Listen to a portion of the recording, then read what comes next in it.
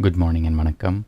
In this video, we're going to be reading from Dancing with Shiva, Hinduism's contemporary catechism, written by Sadhguru Siva Subramania Swami, a richly illustrated sourcebook of Indian spirituality in question and answer form, exploring how to know the divine, honor all creation, and see God everywhere in everyone. Today's lesson is lesson 116, and we'll begin by reading the caption to the facing image. An elder sadhu, grown gaunt by austerities, wearing but a loincloth and rudraksha beads, sits outside a monastery in India. A young monk, early in his spiritual life, serves other sannyasins by doing laundry, hanging and laying out pieces to dry. Lesson 116. What is the Hindu monastic tradition? In the Hindu tradition, there have always existed among men a few for whom the world held no attraction and karmas were on the wane. Some are solitary mendicants. Others reside with their brothers in monasteries. Om. Bhashya. Certain men are by nature inclined toward realization of the self and disinclined toward desires of family, wealth, and property. Some among them are sadhus dressed in white. They are anchorites living in the seclusion of distant caves and remote forests, or wandering as homeless mendicants, itinerant pilgrims to the holy sanctuaries of Hinduism. Others dwell as cenobites, assembled with fellow monastics, often in the ashrama, adhinam, or mata of their Sadguru. These monks, both anchorite and cenobite, may live with no formal vows or take certain simple vows. When initiated into the order of sannyasa, they don the saffron robes and bind themselves to a universal body of Hindu renunciates whose existence has never ceased. Spiritual doctrine states that the two paths, householder and renunciate, are distinct in their dharmas and attainments, affirming that true renunciation may not be achieved by those in the world, even by virtue of a genuine attitude of detachment. The holy Vedas declare, "The man who has found him becomes a silent monk, desiring him alone as their world. Ascetics leave their homes and wander about." Om Namah Shivaya. Good morning and vanakkam. In this video, we're going to be reading from Living with Shiva, Hinduism's contemporary culture, written by Sadhguru Siva Subramania Swami. 365 daily lessons based on ancient Vedic laws, disclosing how to approach family, money, relationships, technology, food, worship, yoga, and karma to live a truly spiritual life.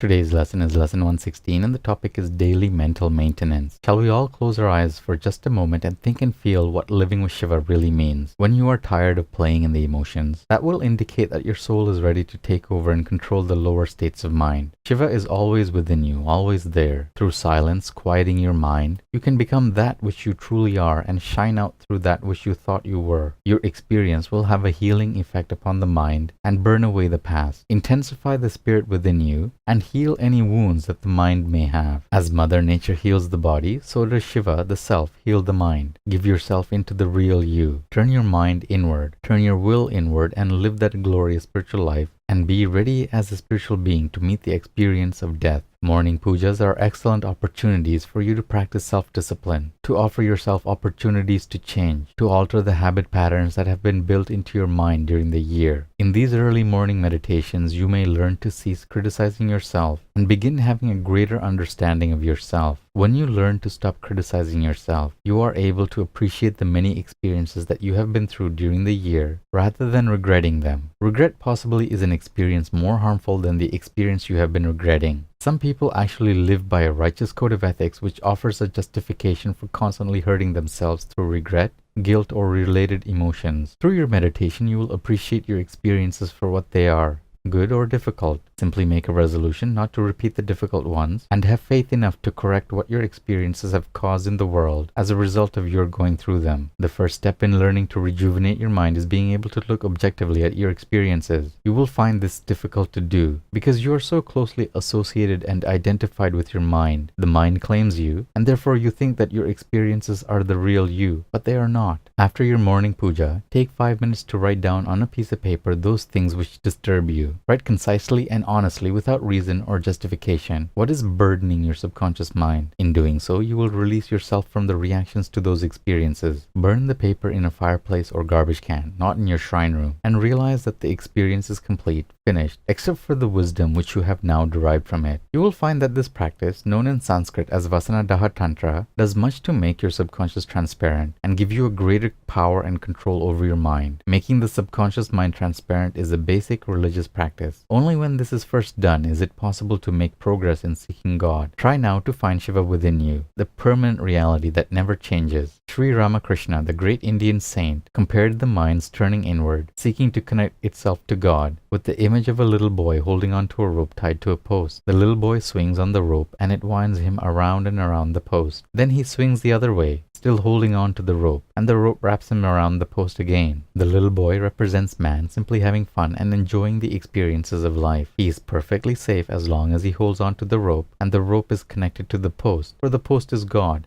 and that doesn't move. The little boy we would call mind. The rope connecting mind to God is the soul, the indomitable will. And so Sri Ramakrishna went on to say, if man turns his mind inward and keeps his mind looking within, he will see the reality of spirit and the transient nature of all of the mind's activity. He may live in and enjoy the activity of the mind and never be hurt or harmed so long as he holds on to that rope, maintains his inward vision constantly, and holds himself connected to the permanence of his own being.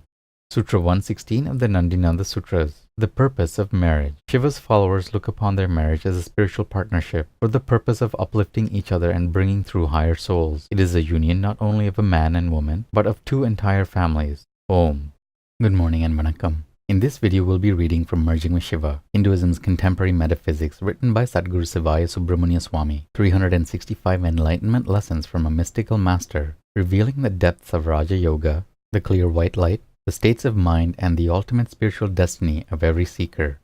Today's lesson is lesson 116, and the topic is progress takes persistence. When you find yourself with your mind calmed, your future automatically works itself out. I have had so many people ask me questions seeking advice. I very seldom give advice because very few people really want it. The majority have already made up their own minds, and what they are looking for is permission to go ahead and do what they have already decided upon. But if a person asks a question 3, 4, 5 times, then you know they are seeking advice. It is a rare person, however, who can take that advice. Often enough, some people may bring to you their problems. They tell you all their troubles, and you tell them how to work them out because you can see a little bit farther than they can, due to the fact their minds are confused and yours is calm. But they end up by taking their problems right back again, and instead of working them out, they only add to the confusion. That is like going to a university, sitting in on a class, skipping the rest of the classes, and expecting to pass the final exam when you have had only one lesson. It does not work there, and it doesn't work in spiritual life either. There are those who run from one teacher to another, staying with each one only long enough to find enough fault with him or his organization to be able to avoid the teaching and to run on to another teacher. These people are far from the stability of living in the eternal now, for as soon as they find fault with themselves and face overcoming their problems, they have to blame it all on someone else and run away. Spiritual unfoldment is not unlike a university in this sense. You have to go through with all it has to offer for a number of years. If you skip from one university to another and back again and expect to graduate, you find that you are always being set back before you can go ahead. It just does not work. It takes the average person some time before he can bring his entire mind and all his actions into the focus of the eternal now. Just hearing about it is not going to give you a birth into that state of consciousness. You will have to struggle and strive to hold the eternal now. It will take constant practice of spiritual principles to permeate the grosser layers of the mind with the clarity of the eternal now.